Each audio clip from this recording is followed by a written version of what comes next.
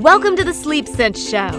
As always, brought to you by the Sleep Sense program, where podcast listeners can get a free customized sleep plan by going to www.sleepsense.net/listen. Hi, I'm Dana. Welcome to today's show. We launched our podcast about a year ago, and since then I've had some really wonderful opportunities to speak with other parenting experts in the field. I'm really excited about our guest today. Global parenting expert and best-selling author Jo Frost is on the show. You may remember her from the show called The Supernanny. She's also been in other television shows called Family Matters, SOS, Extreme Parental Guidance, and her newest show, which is Jo Frost, Nanny on Tour. Jo's been in the parenting arena now for the past 25 years. She has a natural gift with children and uses her no-nonsense, common-sense approach to helping parents solve some of their biggest challenges. So I invited Jo to come and have a chat with me today and share some of her wisdom with our audience. I think you're really going to enjoy the next hour with Jo. She has a really great perspective on our goal as child-rearing people and the sort of privilege it is to bring another human being into this world and parent them. And I think you'll find that there's some hands-on, tangible suggestions in our interview for some of the more common challenges that parents face, and also some really great philosophical advice about just, always challenging what our ultimate goals are, and to have a good hard look at the respect that we give our own children. And I think that was the highlight of the interview for me, was just this idea that our children are human beings. They deserve respect. And just because they don't specifically agree with us at every turn does not mean that we don't have the that we shouldn't, and that we should definitely be listening to our children and honoring their perspective in this world. So I'm going to turn over the show now to our interview. I hope you enjoy.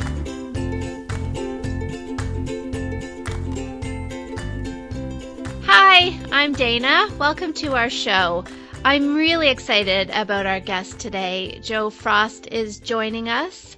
And I love to hear people's origin stories. So I would love it, Jo, if you would explain to us sort of how did you find yourself on this parenting expert path that you're on? For the love of connecting with children. I've always loved speaking and conversing with children as a young child myself, very sociable. And, became an adult who always had a connection with children. That love, that spirit was always there. And I was a professional nanny in England for many years. And I was a consultant. I would help those families in the UK, America, and around the world with their parenting issues, their challenges. It's well documented, I make joke that my family used to call the house line back in the days the nanny hotline, because whenever the phone rang, it would normally be that it was a family that were ringing up because they had heard from word of mouth that I'd be able to help them with their challenges. So, I got to a place with so much experience and life experience of helping many families and their dynamics, of being able to really use that wisdom to help many other families around the world. And so I started to consult and professionally nanny, continue to do that. And I had the opportunity in a magazine to give a company some advice. And I've always, given people advice. And I thought, why not? I can give people here advice. It will help a family or two. And very, very casually rang up, a company that were looking for this advice and said, I know exactly how I can help these families. I would love to share the information. Very innocently, not really knowing what I was getting myself into at all. And they said, can you come and meet us? So I did, and questions were asked and answers were given, and that led to actually helping us several families. And I thought, okay, well, I guess, that's been great. I've been able to help some more families. And on I went. And I then received a phone call from this particular company that said, well, we're actually thinking of using your advice for a show idea that we have. And we'd like you to be the person helping the families. And I said, what, on television? They said, yes, a TV show. So I was like, right, okay. And I kind of had to take a minute because I was like, oh, okay. Well, I guess how's this going to work? I was rather, how's this going to work? Like, how are we going to do this? And I thought, well, I guess they'll just have to follow me. They'll just have to watch what I do. And I guess they'll just film it. So it was a moment of like, wow, I'm having the opportunity to help more families, and didn't quite really understand what that meant with respect to doing that for a TV show. But I was, grateful to have the opportunity to help more families, and definitely understood that, the power of television allows you to have a medium of being able to help millions of people if they tune in and watch. And so I was happy to go ahead and, help these families, and was quite shocked, that it had become a successful hit, and had led to me doing a show called Supernanny, not here just in the UK, but in America as well. And I just, back then, almost since 2003, 2004, the numbers were astounding, and I had no idea. I had no idea what TV ratings meant or anything. But all I knew is that it felt absolutely wonderful to be able to travel around the United Kingdom and to travel around, this great big America, and be able to help so many families that needed my help, and to be able to give back, So kind of that's my story, really. Yeah. And since then, I've never really looked back. I've continued to do what most people have seen me do on television. It's what I do still now when I'm not on television. I have a consultation company, and I help privately families, but without the camera, Right. And so, I remember back when that show was on the air, and a lot of the clients that I would work with would ask me, oh, have you seen that show? And so many people were talking about it, and, I definitely caught an episode or two, but I used to say to people, I kind of live that every day. I'm not sure why I want to go home and watch it on TV in my leisure time, as I'm kind of in that with you. But and why? Did you work out why?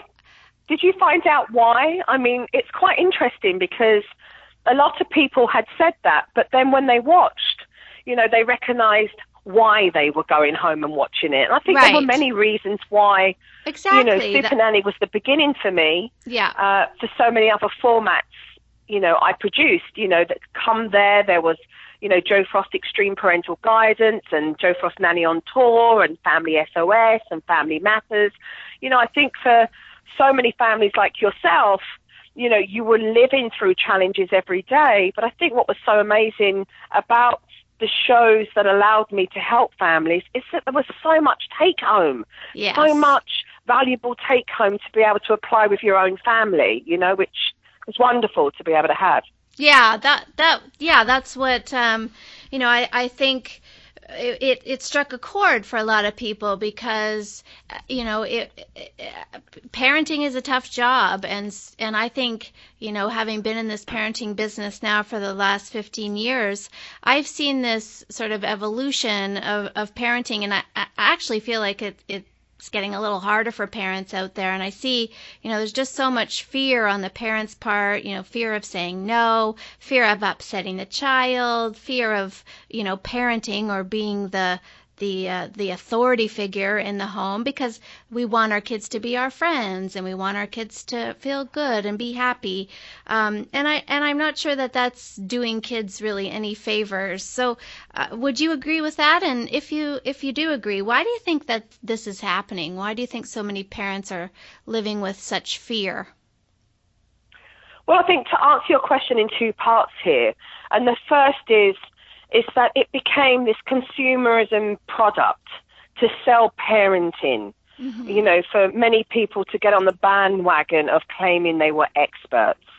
You'd had mothers that had raised a couple of children for 6 years, and all of a sudden they were experts, and to have expertise means to have a lot of information, actual expertise in the field of many different children and many different families, and certainly thousands of hours in doing so.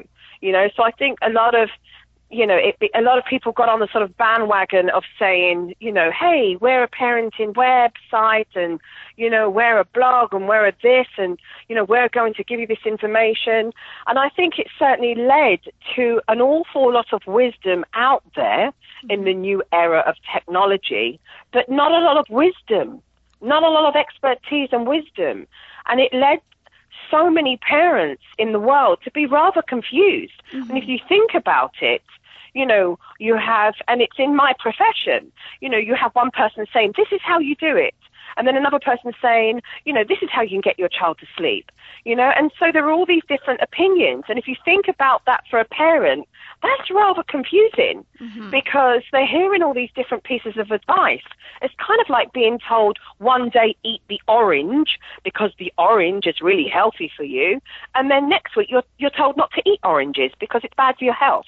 It becomes really difficult to decipher, the good information that is of wisdom and of expertise to be able to help your family in a profound way that allows you to evolve and feel more confident. So I think certainly we came into this realm, into this era of everybody kind of jumping onto this bandwagon of having a say, of what was important.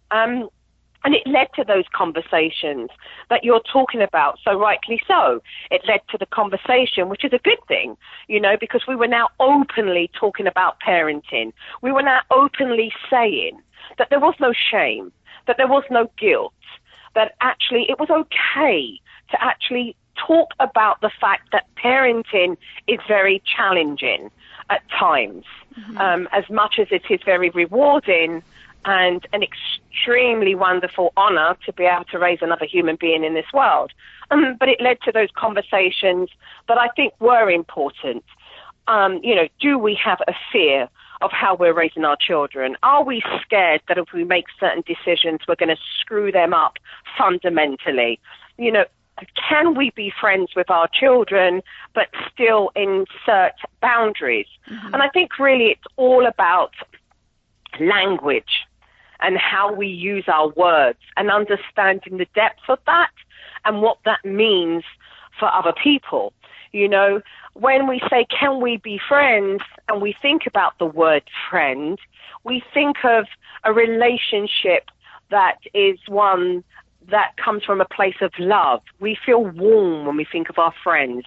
We think of how they make us feel. We think of the trust that we have. And so I feel that the word is used very flippantly in today's society. I want to be my friend, my child's friend, meaning I want to make my child feel that they can come to me, that they can talk to me, that we have this feeling of love between us when we talk to them. But the reality of that is your friends are not guiding you in the way that your parents do.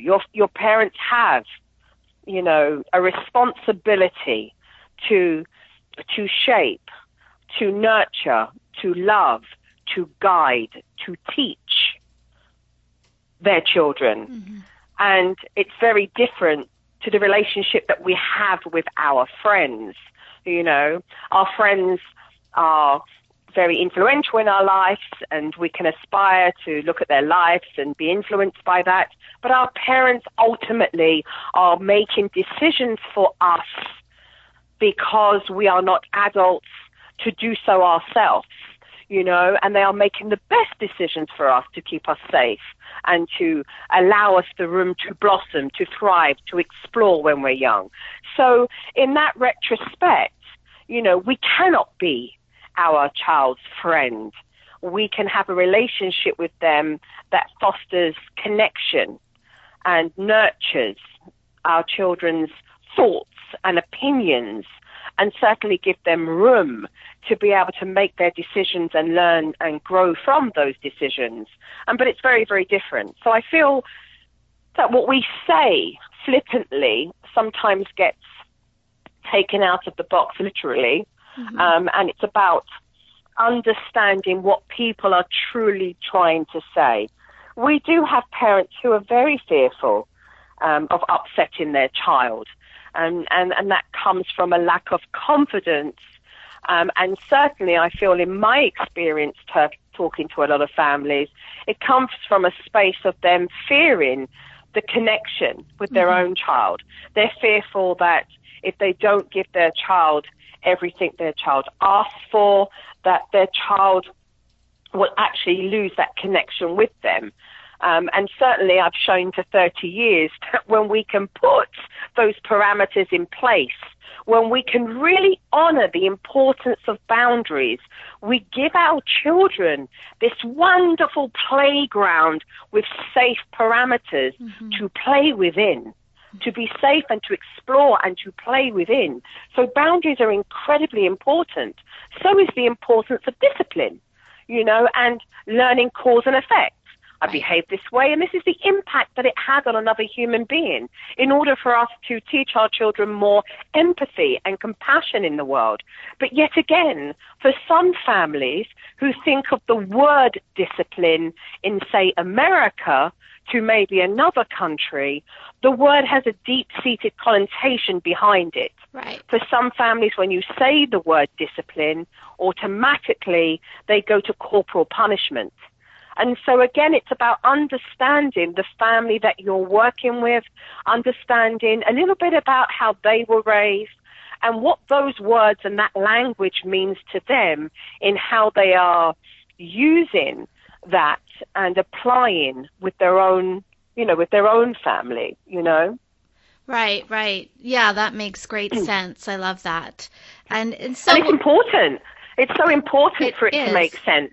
Most of the work that I do is about breaking it down into conversation where I can have an education with these families so that they can truly understand what is being said to them. Because without the knowledge of understanding, we can then not move on to the next step of application, of being able to instill and to be able to follow through. And so it's incredibly important to make sure that families actually understand what's being said and that it really does make sense to them, because we know that if anything makes sense to us and we understand it, we are more willing to go ahead and to follow through, Absolutely. So it's so important. It really is. I think that you're absolutely right. We always talk about, when I'm coaching my consultants to help families with the sleep stuff, that parents need to they need to understand the why first, and then we'll show them how. Right? You can't just come in. Right? You can't come in with all the hows, because if they don't conceptually get it and they don't buy into the why, then you could tell them how until you're blue in the face, and they're never going to do anything with it. Exactly. It's the same principle. It's the same principle that, I help families, you help families with sleep. I help families with sleep too, with eating, with behavioral challenges, with different family dynamics. I do a lot of helping families in their own marriages now, right. And consulting families with their interactive relationships with, not just, their partners, but also the extended family with grandparents. But it's exactly what you're saying. It's understanding why something is happening, how we are going to resolve, and what the impact of that will be on the entire family. And that will always be a good thing. because Awesome. that's what we aim to achieve, is resolution, where we take a family to a place of evolvement and a much more happier space, Absolutely. I agree wholeheartedly. So in all the families that you've worked with over all of the years that you've been in this career, have you noticed, is there sort of a common theme or a common mistake that most of the families are making that you can kind of pinpoint really the minute you get into the home, that this is the heart of what's wrong here? Well, I think for myself, being able to use my own makeup of intuition and expertise of 3 decades, that process happens in the blink of an eye very, very quickly. Kind of like a paramedic when they're on a scene, and they've been called out to an emergency. You kind of put all the puzzle pieces together very, very quickly because you have the experience in the blink of an eye to be able to do that. So that process happens for me like that as well. I'm given information verbally, but I'm also given a lot of information non-verbally. So it's being able to look at that entire picture and to be able to very quickly assess and identify what needs to be resolved, and then to look at the parties in the scene, as we would say, a paramedic on the scene, and to really look at, how we will go about with whoever's involved to help the entire family. I think that's really incredibly important to be able to do. But I think what I've noticed working with a lot of families in different countries is that certainly families understand the importance of consequence, discipline, whatever the word you feel comfortable using, for a child to understand that their actions have consequence, whether that's a good thing or a bad thing for them, whether that had an impact on affecting somebody in a good way or a bad way. But certainly the misapplication of the naughty step, that a lot of families will feel that they should place their child onto the naughty step because they were using that as a means to control the child, rather than using the application of that technique to certainly teach the child that when you behave like this is what happened. And that broke fundamentally one of our family values or our rules. And so I've noticed that a lot of families will use a discipline or a consequence to feel that it will have this motivation and this impact to actually get a child to do or to learn something. I put my child, for an example, I put my child on the naughty step because they did not tidy up their bedroom. And I was so mad that I was telling them this for 5 times that was it. I put them straight onto the step. And I said, how old is your child? And they said 3 years old. And I said, have you ever taught your child how to tidy their own bedroom? Have you actually made things easier for them by actually having things in a space where they know that's where the Lego goes, that's where the cars go, that's where the mini house utilities go, this is where the books are placed, the puzzle pieces go up here in this box. The stuff that's on the floor, if we make small piles, it won't seem so overwhelming and they can take one pile at a time. Have you actually given your child the tools to be able to successfully achieve the task you are asking them? Oh, no, I didn't think of that. I didn't actually think that my child would need that. Well, why not? We do as adults. We get overwhelmed as adults. We start to break things down in what will be easier for us when it comes to our workload. We don't do all the housework at the same time, do we? We pace ourselves during the week. We think to ourselves, right, we'll do the bathrooms on this day, we'll dust and hoover this rooms on these days, we'll get the wash load done on that day, and then we'll have the weekend as well for the children and the family. So why wouldn't you do that for your child? So it's almost this assumption that children, when they're born, are built with some chip that automatically they think that they know how to tidy rooms, right, or how to sit at the table for longer than 10 minutes and use a knife and fork, right, and so once that realization hits them, and it's always a wonderful, I have to say, it's always a wonderful experience. It never gets old when that light bulb switches on and the penny drops. Then again, everything makes sense to be able to teach those parents that your application of asking a child to do something, and because they did not listen, led you to a place to assume that they were being defiant, and you placed them into a timeout rather than understanding it's about you teaching your child how to do, how to achieve and accomplish, and to have respect for oneself in doing that is the important key that you're teaching every time. Absolutely. And so can you give us an example then? What would be a behavior in which you would utilize the naughty step? Just one or two. If you were being spoken to in a way directly that was name calling. So if particularly perhaps a 7-year-old decided that in the conversation they were going to name call you, and in that case it wouldn't be a naughty step because that would be certainly too old. But it would be a space of being able to understand that that child would need to think that they actually are okay to have the feelings that they have, and to certainly express what they're feeling, but to name call and to be mean to another human being is not acceptable, because what we want to teach is healthy communication. So is it acceptable that your child calls you a name? No, it's not. And that for me would warrant a consequence for name calling and for being unkind. But is it important at the same time that that consequence happens, that we establish healthy communication with our children so that they can express themselves in a fashion that allows them to be heard and for you to give them the opportunity to do that? Absolutely. It's one of the strongest subjects that I deal with families across the world, and that's communication. The importance of understanding that your child has an opinion, and just because they have an opinion, you must not mistake that for being backchat. And a lot of families see that as being backchat. You know, in order for our children to have self-esteem and to feel validated and heard, we must listen to our children.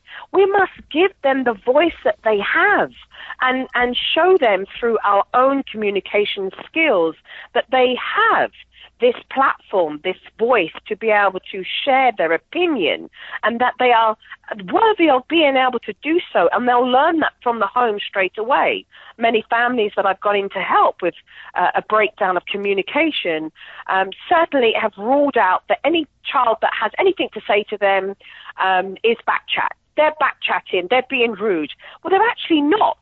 They are just having a conversation with you about how they feel. But if they start to address you in a manner that's disrespectful and call you names, then of course that's not acceptable. However, it is our job as parents and those who are co-caring children to be able to teach them the correct way of being able to communicate so that conversation can be heard. You know, and those that are good communicators know the importance of listening first and being able to certainly compose oneself so that we can regulate those emotions, we can articulate and express how we feel, and be able to keep it in a fashion that's respectful so that we can look at what the resolution is, the compromise, the understanding, the resolution, so that each party feels heard. So I think it's a rather big one, communication, as many parents often feel.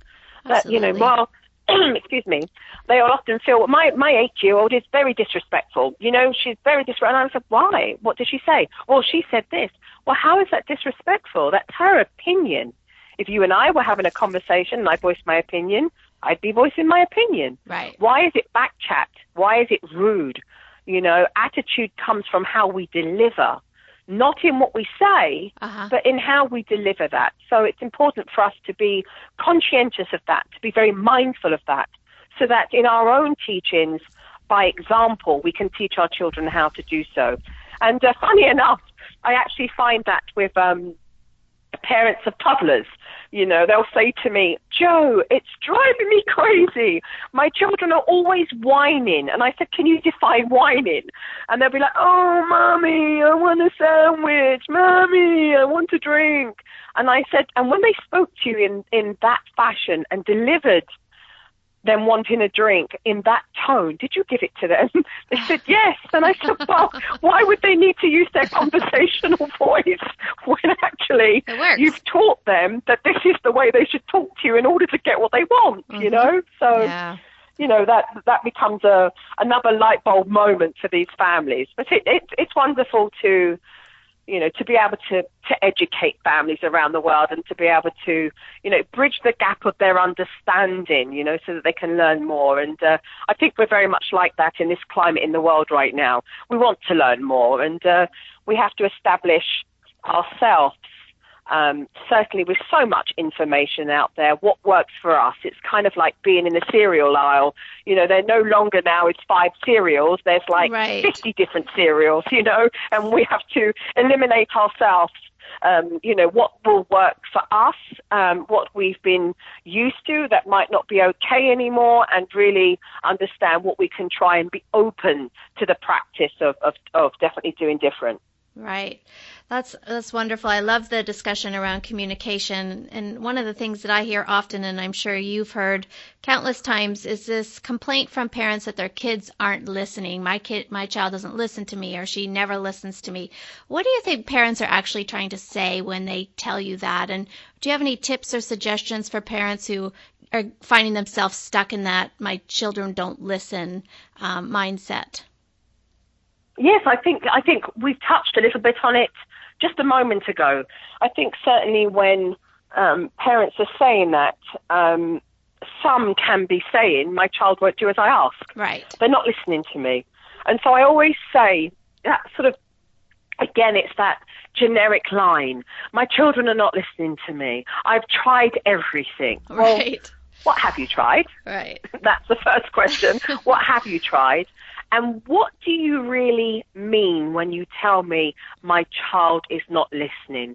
What is it that you ask of them that is not happening? And for that moment, you're actually asking a parent to sit and think about what they want. And I can tell you, I sit silently sometimes for 10 minutes. And they say, well, I don't know. And I say, but I know that you do know. So I'm going to ask you to do something that you probably haven't done for a while since having children, and that's just to sit in this space. I'm here at the end of the phone or right in front of your face, and I'm asking you just to sit in a moment and to think about what you actually want. What is it that you are trying to achieve? You know, and when you actually put them to the task, these families, of actually just sitting in that space, in that moment, to actually define what it is that they want to accomplish, they do extremely well. Parents do extremely well, because I do believe that parents do have this innate, instinctual gut feeling of knowing when things are not quite right. They just don't know how to put themselves back on the right track in being able to make things better. You know, children are wonderful. I believe they're wonderful spiritual teachers. You know, children show up and they really mirror what it is that we need to get better at doing. And they become the making of us in so many ways. You know, if we were an individual, a person who never had any patience, you know, a child will certainly learn us the virtue of that, you know, in many, many ways. And normally it's the trying and the practice of that get us to a place of having more of. And some of us obviously have that in our backpacks more readily than others, and not in other life skills, you know. But I certainly know that it's important to actually ask those questions and provoke thinking for families to take that moment, because so many times as family, we are wrapped up in this real tornado. We're kind of in the eye of the tornado of so many things going on.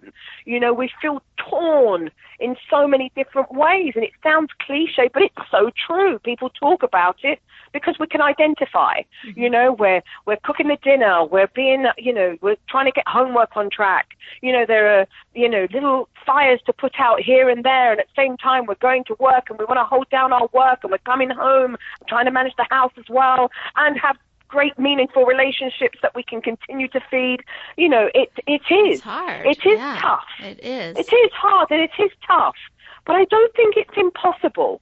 I really don't think it's impossible. And I do feel that we can make parenting easier when we can just stop for a moment. You know, I have a technique that I use called SOS. You know, and it's being able to physically, and I ask families to physically do it, when we're in that moment where we suddenly realize physically that we're about to pull our hair out, and we're having this moment where we feel like, oh, my word, it just feels all a bit too much. I actually ask parents to physically take a step back.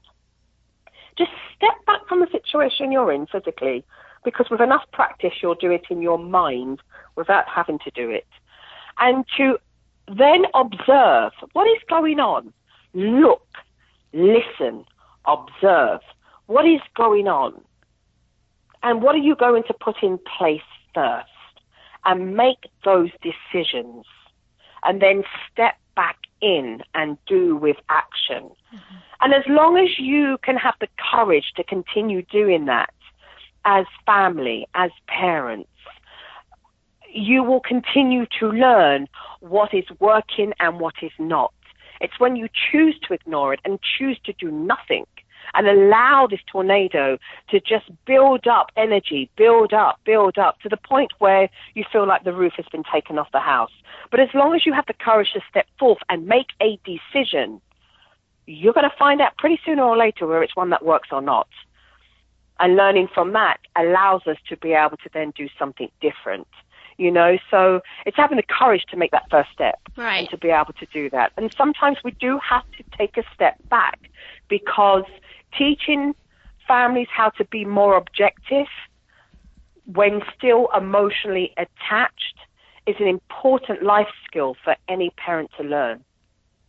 Yeah, instead of being reactive and just, you know, blowing your top or yelling, but to just take a moment and like you said, step back and think it through. I like that. That's awesome. It's a discipline. Mm-hmm. Yeah, it is. Yes, I mean, it's, you know, there's no two ways about it. It's a discipline. It's about identifying what you're feeling inside the moment this starts to happen. So you have to spend more time in being mindful. And I think mindful is a good practice for all of us, because it certainly makes us more conscientious of the decisions that we make, certainly what we're in. But when we can connect with recognizing that nothing's going to change, you know, in that specific moment, of course we will always be reactional to hazard, to danger, and we want that, and that doesn't change for us innately as human beings. However, when we are in situations where we start to feel the beginnings of, I'm getting frustrated, I'm feeling niggled, I'm feeling now, I can feel myself getting heated up, my heart's racing, and now I feel in my head I'm getting a little bit short. In a minute I feel like I'm going to blow. At that moment is when really you recognize that you have a choice. Do you step back? Do you take a moment? Do you compose to see what's happening here and productively respond to the circumstance to change? And it does, you know, it does take discipline and it takes practice. But with practice, you do get really, really good at being able to do that, to the actual point that you could be in the middle of mayhem and do it all in your mind and be able to compartmentalize that enough to be able to objectively step back, but with connection emotionally, put in process, put in deed what is necessary in order to move past that point. And that is a discipline that I feel that we really learn on the job. You know, we certainly, if you think about so many things that we learn on the job, right, of raising children and the responsibility, we learn a lot on the job, you know? We do. So a lot of our listeners have little ones, I would say, baby and toddler age range. And so you have a book called Toddler Rules. And I was wondering if you would share with us what you would say your top 2 or 3 toddler rules are for our listeners today. Oh, God, that's really hard to boil it down to 3 rules. I really do hope that your readers, your listeners, should I say, are certainly going to go out and buy Toddler Rules because I feel that the book really expands on the important keys of the toddler years and being able to recognize. I did a whole section on toddler tantrums and identifying the different types of tantrums and how we respond so that we can eliminate those. And great. That's awesome. Again, it's part of the conversation that we were having just a moment ago, you know, identifying and recognizing so that we can respond and not be reactive, especially when so many families, not only do we see the statistics of that, but we hear about it on social media, that they certainly recognize, you know, fundamentally the practices they want to put in place that are healthier for consequence. But now it's resulted in those families shouting at children, you know, and losing their cool, you know. So it is a good book, obviously, to read because it will teach you about those temper tantrums and identifying those. But I think really what's important, I couldn't really nail it into 3, but you know, because the book encompasses so much more. But I would say it's really important for us to give our children the space to be able to explore and to recognize that, you know, toddlers, it's a wonderful age, you know, because they're exploring so much about the world. And, you know, it's a time when they're, you know, asking questions and they want to know about how this works and how it turns and can I get under and over. So enjoy that kind of messy time and give your children space to, you know, to explore and to be able to use their imagination and to help them and be able to do that through the daily activities that you do. We have to take a moment to observe. We really do, you know, because when we can observe our children as well, we can understand them more. We can watch, see how they interact, how they socialize with others, as well as teaching them the life skills that are necessary in order to foster better relationships with their peer groups. It's really important as a parent to listen. We must listen. We must listen to what our children are saying, which means that we have to give them a moment to answer us. How many of us can say that we've been in the company of parents that constantly do this? Do you want this, Charlotte? Do you want that, Charlotte? Do you want this, Charlotte? Should I give you this, Charlotte? Do you want this or do you want that? Should Mummy do this? Should Daddy do that? Should I put this over here? Should I do your shoelace up? Should I do this? There's so much. So there's not enough time for the child to respond, for the child to answer, for the child to actually say what they want for a moment, you know? Yeah, it's it is the best of times and also the most frustrating of times when you've got toddlers in the house. It's you're right, they're so curious and there's so much fun, but it is also challenging to you know, just exist in the space of a toddler and parent them well. I think a lot of parents feel like they're pulling their hair out often. Well, I think I think you're very correct in what you're saying, because I feel that once we get through the first year, you know, the first year of emotional connection and that intimacy that you have with your infant, and the journey yourself, you know, the journey yourself as a mother, as a father, the ultimately the change that happens and the things that need to be put in place to recognize the needs of your infant. That for most of us, when we get past that first year, you know, we think, thank God, thank God we've got through that first year without anything happening of any major significance that was of danger, you know, and there's great humor that comes, you know, with the sort of pat on the back of, we did the first year. And then comes the toddler years, because the toddler years become a little bit more complex and they actually involve parents connecting with their children on a whole different level, just like it does for parents with teenagers. Right. You know, because you are teaching boundaries, and you are teaching them the importance of cause and effect, and you are teaching them to, you know, come into their own, as you will. And for the first time, you know, you're hearing their voice, and they're exercising their independence as well. So there's so many things that go on all at the same time, and it's like this big traffic jam that you're trying to sort of, you know, organize, and that becomes so overwhelming. But I always say to parents, it's really important to put in our backpack that sense of humor as well, right. you know, and understanding that this is how children are, you know, and the realistic measures of understanding that, so that we can, you know, prioritize if we have more than one, in what immediately needs doing, and to continue to connect with our children in a world that has so many things in it that can leave us disconnected. You know, it's so important that we remain connected, so that we have those strong family values and bonds and intimacy with our children. That's incredibly important. I agree. I think it's important, and I get a little concerned about it, in fact, because there's just so much, you know, technology that distracts us daily. And so do you have any tips? I mean, I've got preteens and teens, and this whole technology thing is kind of an ongoing battle for me to sort of navigate good, healthy rules and get that all sort of straight for myself. Do you have any tips for parents out there as far as technology goes? Yeah, I think it's regulation. I don't think it's about resisting. Right. You know, technology is here to stay, and there are many great things about technology. There really are.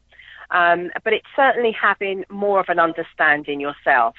So it's not to resist because it maybe wasn't, you know, as readily here as it was when we were children, right? So let's not push against it. It's here to stay. But let's learn slowly but surely and navigate an understanding of this technology platform and how our children are interacting with it. Is it used for education? Is it used for socialization? You know, how do our children use their social media? What do we know about these apps and these platforms that they're on? Are we doing our job in making sure that our children are kept away from certain platforms until legally they are able to be on them? Because I know a lot of families that have their children on social media at an age that is far too young and legally the requirement for their children to even be on it. And yet they feel pressured to do so because other families' children are. You know, and I would say that that's a responsibility and accountability for those families, you know, and the importance of making sure we can uphold that. But also it's incredibly important that not only do we understand more about it and we teach ourselves slowly but surely that information, and we understand also how our children are using these platforms, but to have an ever-going dialogue about social media with our children so that they can understand the permanency of the decisions that they make within the conversations that they have, the images that they put up on social media, and having a conversation that is not virtual reality, but actual your reality with respect to their own selves and their own certainly authentic selves. Because again, there are so many that portray an image of themselves on social media without actually looking at the impact of what that does for them in their own personal lives. It's almost like it's out there and there's a disconnect to it being related to themselves if they put it out there. There's a slight disconnect there. So I think it's important for us to have continuous dialogue because we also have to prevent and shelter, you know, and protect our children, obviously, from harm's way. for those trolls and for, predators and certainly for the unsightly measures of those that take advantage of the vulnerability of young teenagers on social media. So, Right. It's about becoming more aware of that. You've mentioned about rules and regulations. They happen quite easily. I mean, they really do. It's a matter of stipulating what those rules are. I've actually spoke, to families who have said, my child will only contact me if it's via text. And I'm like, okay, and you pay for the phone and the phone bill, correct? Yes. And you've stipulated to your child that you don't want to text. You actually want to hear their voice. Right. Yes. And they're not doing that. No. Okay. And you're doing what exactly about that? Mm-hmm. The fact that parents feel helpless in actually being able to stipulate what it wants from their, what it wants from that technology and what they want from their own child when it comes to healthy communication. We cannot gauge from a text Right. how our children are feeling. We cannot hear that tone. We cannot hear the pregnant pauses that happen when we ask a question. We cannot allow ourselves to connect in that instinctual way via text. Right. So it's really important to have communication that is not just on text, that actually is face-to-face, that's actually via hearing your child's voice as well. So the only person who gets to make those rules and regulations do come from the parents. Right. So, for example, we think of the times we come together when we are out on family outings together. Yes, the phones may be used for camera, but that's it. Let's Right. put the regulation into there. We think about the times that we want to come together to eat around a table. I unfortunately witnessed on my own vacation with my husband this year a family of 6. And every single one of them had a device. The father actually had 2. Wow. The father was looking at 2 phones. Oh, wow. And 2 phones. And every other child from the age of 3 years old had a device. Every other child. And we were talking and having a conversation, and this family were not. Right. So again, meal times, whether we're away or at home, are a time for us to catch up with our families, a time for us to connect, a time for us to ask questions, a time for us to hear, a time for us to laugh. It's about creating good experiences, and we do those around the dining table. We do those at meal times. Again, we do not want the interruption of that. Right. Going for, and we understand also that sometimes with older children, 18, 17, 16, that sometimes part of that conversation comes from what they have learned on social media. We also understand that we get a lot of our news and our information, from those social media platforms. But when they start to creep in very subtly, when all of a sudden you recognize that your child has been on the iPad for 2 hours because it entertained them while you could take a moment's break, or we recognize that we're at the table now and none of us are talking, Right. and we recognize that actually we want to know where our child is, where are they going, who are they with, whose home they're at, and they start to text us all the time, then we know that we need to stop for a moment and regain the confidence in having healthy communication to connect with our children. After all, technology is a tool, and how we make that benefit ourselves as a family is about identifying the power that we have in being able to use it correctly and assertively. So I certainly would say that, we become the regulators at a very early age, and we get to follow that through with our own families. And we can be very, the truth of the matter is, we can be very lazy.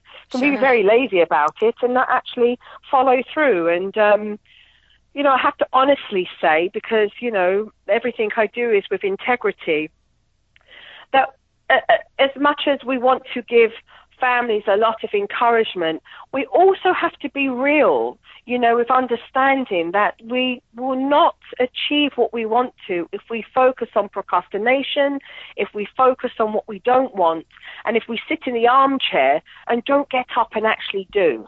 Right. We've got to get up from the armchair, we've got to recognize what we want, and we've got to either seek the advice or actually, if we know it, put it in place.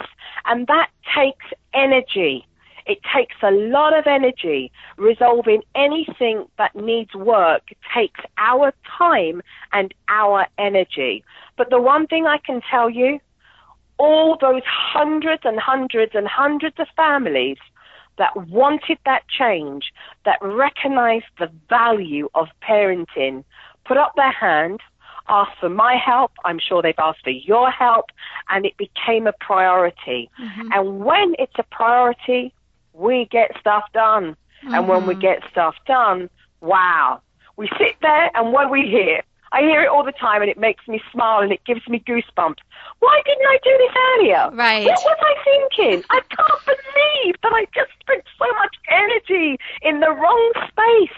If I'd have just redirected myself, what was I thinking? I could just bang myself on the wall. Hey, let's not waste time thinking about that. Let's just stay where we are, recognize what we've done, and let's move forward in continuing to do that. It is a marathon. It is a marathon, but it's it's the most beautiful of marathon, though. It really is, in having the honor to raise another human being in this world and to have the honor to do that, and if we can all understand the value of parenting, I certainly believe that we would be in a more loving, nurturing, compassionate, empathetic world, because after all, we are raising children who one day will become adults and shape our society, our country, our world, Yeah, I 100% agree. That's been my goal since I gave birth to my first child, was just to raise up, keep my eye on that vision that I'm raising human beings, and I want them to be,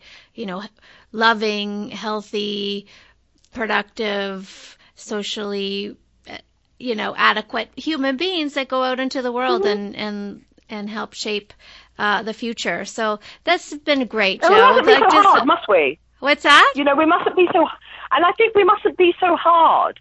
Right. I think, I feel so much pressure from families, needing to be perfect. The pressure that parents can put on themselves to be perfect. Hey, none of us are perfect. And actually, your imperfection is perfect for your child. Your imperfection is perfect. You are perfect because you are imperfect. Right. Imperfection is perfection. We are not perfect. It doesn't exist. It doesn't exist in marriages. It doesn't exist in relationships. It doesn't exist in family life. There is no perfect. We create, that in our head, and we put pressure on ourselves. I think of how many women put pressure on other women because maybe they have not had vaginal births or they're not breastfeeding. Right. Or we can be sometimes, women can be sometimes the most awful to other mothers. I agree. In respect to their journey. And we must come together and support each other and respect each other's decisions, in how we best see fit to raise our own children.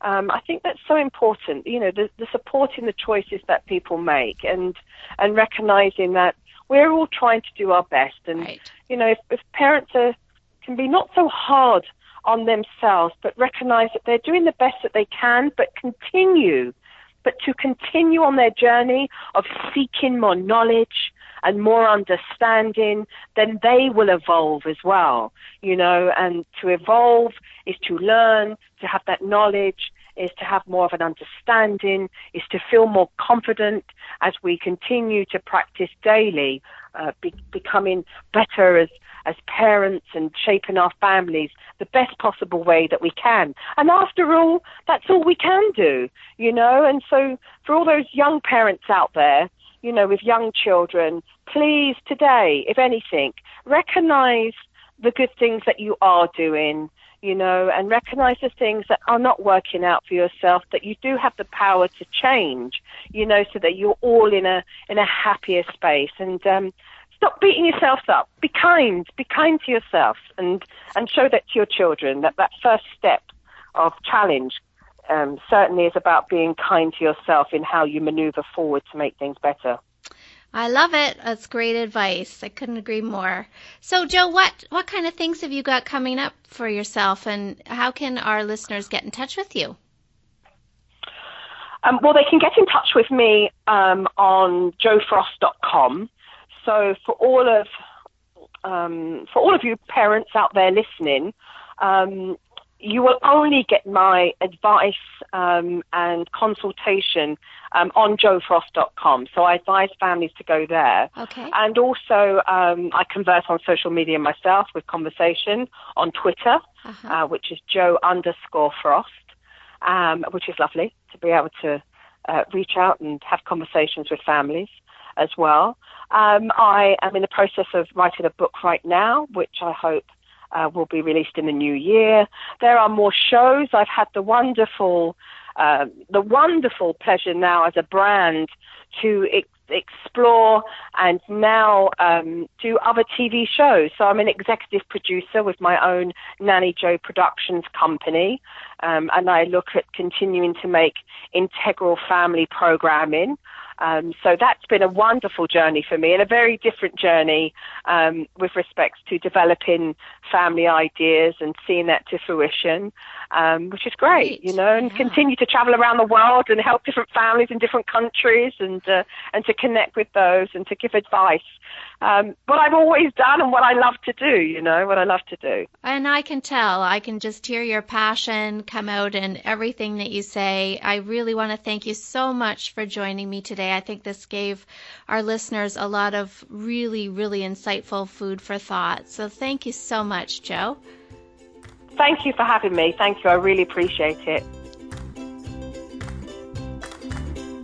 Thanks so much for listening. For more great tips on helping your child sleep through the night, remember to subscribe, rate, and review the show on iTunes or Stitcher, and never miss an episode.